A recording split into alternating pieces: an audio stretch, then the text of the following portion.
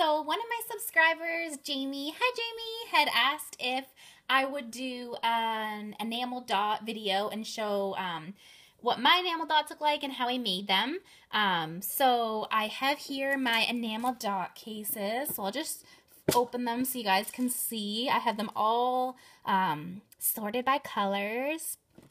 And here's the other one. These are just bead cases that I got at Michael's. I think they were like $3 or something. And I had them all organized. And then these ones were kind of the like clear ones. So I just put them all together. So those are how I store my enamel dots. These are how you can buy them. And before I made my own, I did purchase them, but they're actually quite expensive. Like these I think are like $4 or $5. So if you can make your own, it can really save a lot of money. I used these perler beads, this whole package of 11,000. Yes, I made them all. I'm crazy.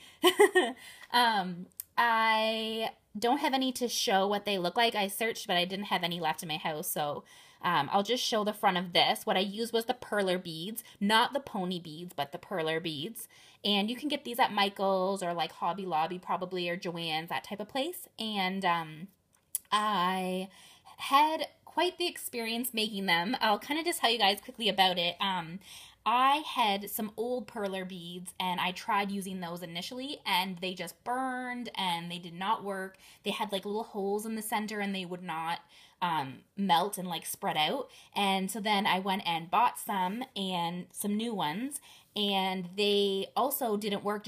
And I found out through the process of elimination that you just had to, first of all, have new beads. Definitely, if you're going to make enamel dots, make sure that you go get new beads from the store, and make sure that you try different temperatures. The temperature that I ended up using a toaster oven, and I did a temperature 325 for 27 minutes, and that took so long to try to figure out because most of the videos I've seen on YouTube, and there's a ton, say to do it for about 13 to 15 minutes, and that was not long enough for me. Like, I had to do it for about 27 minutes in my toaster oven. And what I did was you put parchment paper down. That was also another thing, was I tried using wax paper and the wax paper did not work. So it's really important that you use parchment paper. Otherwise, the enamel dots will stick to the parchment paper or to the wax paper.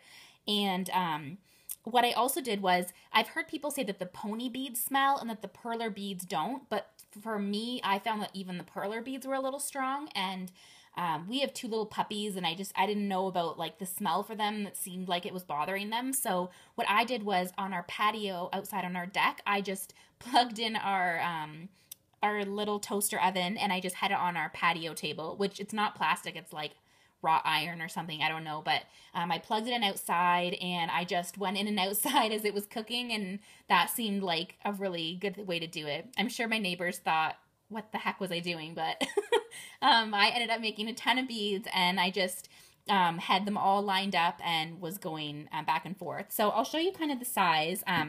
Sorry, this video, I don't really have a lot to show, but I'll show you just an example how, like, what size they are. So if you can see the little yellow enamel dot there, it is about the size of the smallest circle for the Doodlebug enamel dots, and they're called sprinkles for Doodlebug.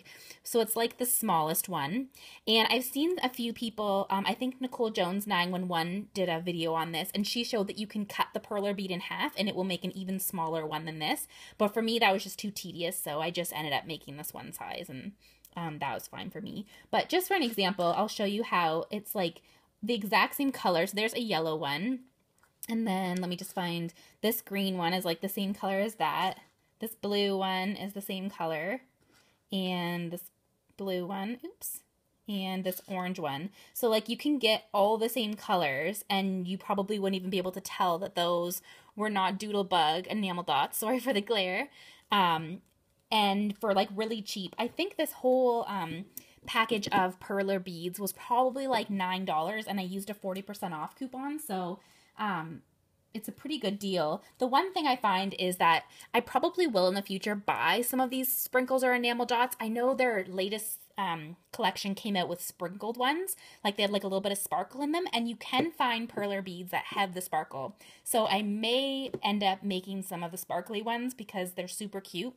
But I did find that it was nice when I used these sprinkles to be able to have the different sizes, although I don't know if maybe you could try putting two perler beads together and maybe if it would make a bigger one. I don't know. Or if you stack them on top of each other.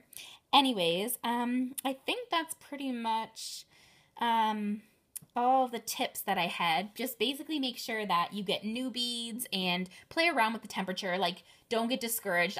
After my first probably like half an hour of trying to get them to work, I was like ready to give up. And I'm so glad that I didn't because it's been so fun having this huge assortment of enamel dot colors and goodies to play with. So, anyways, I hope that that was helpful for you guys. And I hope that answered all of your questions, Jamie. If anyone else had any questions, you can just put them in the comment box and I'll be happy to answer them. Thank you so much, guys, for watching. Have a great night.